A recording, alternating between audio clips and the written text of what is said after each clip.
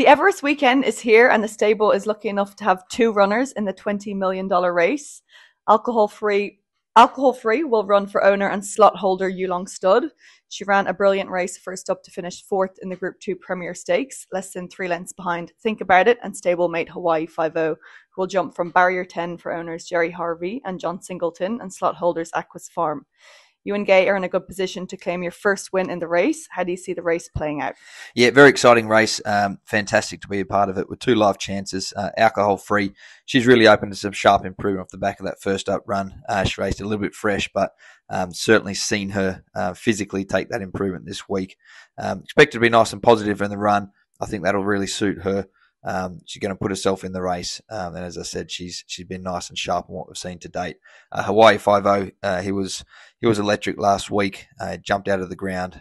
Really expecting him to continue that progression. A lot more upside and a really exciting colt for us. So he'll certainly make his presence felt.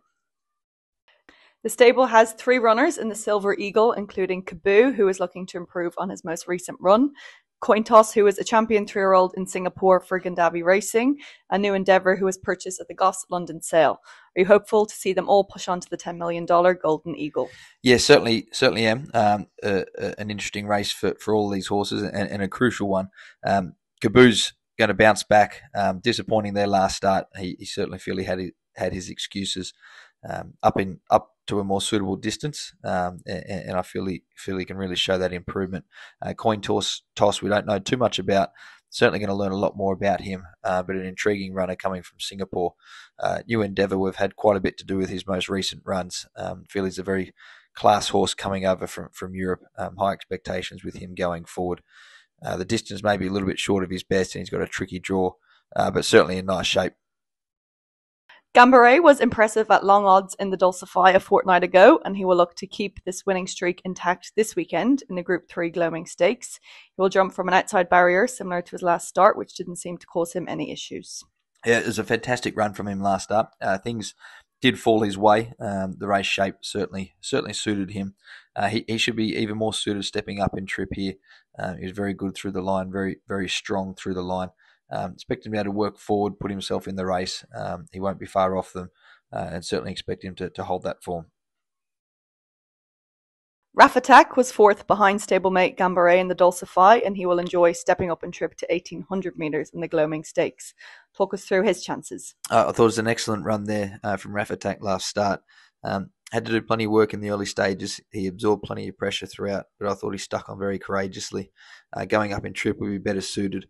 He'll look to roll forward if he can control things. He's certainly going to be hard to beat. Major Beale dropped out disappointingly in the Metropolitan last time, so we're hopeful that this smaller field and drop in grade in the St. Leger Stakes will see him back in the winner's circle. The step up to 2,600 metres is an unknown, but he stays 2,400 metres, so it should be within range. And we hope to see him bounce back to run a competitive race. No doubt he's much better than what we saw last start. A few genuine excuses there for him, but I feel this looks to be a much better setup for him. He should be able to have hopefully a bit more luck in running in this particular occasion. He's fit and well, looks excellent within himself, so I'm very confident that he can bounce back for us. Osmos and Soul Choice will look to add the Group 3 Ank Stakes to their name on Saturday. Osmos is pleasing us ahead of her first up run and has 2 trials under her belt, so she's fit and ready to fire, while Soul Choice resumed with an incredibly brave and impressive win under top weight at Warwick Farm on debut. Are you happy with them both ahead of the weekend? Yeah, certainly. Osmos first up here. She's going to show good improvement off the back of this run of 2 nice trials, but the mile first up will see her continue to improve. Soul Choice, I thought, was very courageous there first up. She's got to step up in grade here, but she's certainly capable of doing so.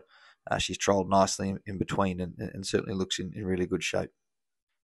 Aditi lost nothing in defeat at Kensington last time, finding only an older and more seasoned mare too strong over the concluding stages, and Zelta gave us all a huge thrill when resuming with the win to break her maiden at Kembla.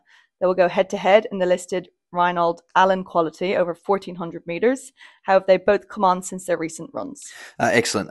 Very pleased with Aditi. She continues to improve on each occasion. That previous run should set her up lovely for this particular race. stretching out to the 1400 metres for the first time, but I think it's a distance that'll suit her.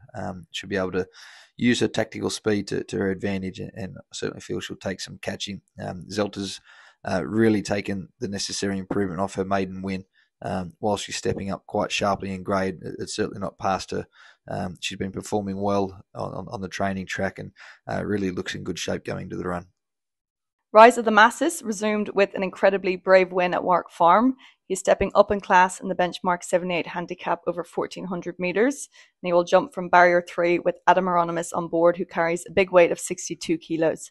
Has he improved since his first up run? He certainly has. He looks in really good shape. A horse full of confidence at present. Very good return. First time out at Warwick Farm. The form out of that certainly stood up since. But if he can carry the weight here, feel his class will be able to show through.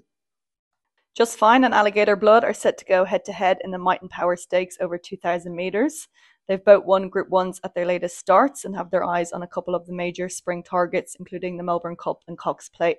What can we expect to see from this exciting pair on Saturday? Alligator Blood's just continued to improve since his win in the Underwood Stakes. He backed up on that occasion. I think it's been the makings of him this campaign, sort of really brought him on nicely. He seems in really good shape and right at his best at present.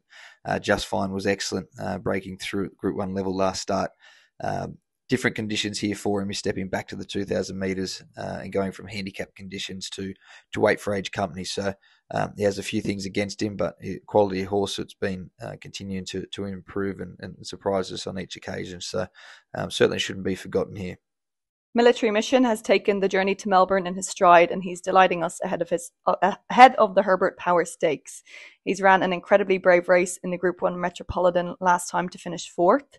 This is a tough race, but he's in terrific form, and if he puts his best foot forward, he'll be right there at the finish. He's a horse that seems to be thriving at present. He's had plenty of experience in Melbourne in this way of going, which he seems to really enjoy. I thought it was an excellent run, the Metropolitan, from a wide draw. He had to cover a bit of ground and just got quite far back in the run.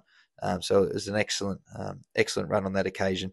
Hopefully with a little bit more luck here, we can see him bouncing back. Vernelli heads to the listed Weekend Hustler Stakes with mixed form. Things didn't really go his way at Sandown last time, and the drop back to a genuinely run 1400 metres could be his sweet spot. He's drawn well in barrier 2, and we hope that he'll be hard to catch. Yeah, I certainly wasn't disappointed with him last start. I thought he was running in a strong company, and I thought he stuck on very well considering. So I thought it was a good run. I think he looks better placed here, so I can certainly see some improvement in that regard. Rock Empire is doing everything right ahead of the Group 1 Caulfield Guineas. He's drawn to do no work from barrier 3, so Tim Clark should hopefully be able to slide forward to make his own luck from the front. Talk us through his chances. Unfortunately, things didn't work out for him there last start, and we can put a line through that. Breaking his maiden, it was certainly very impressive. We understand that the task ahead of him here, he certainly has to show plenty of improvement, but certainly feel he can do that. Importantly, he's had that experience now at Caulfield, and feel he's ready to bounce back and certainly give them something to chase.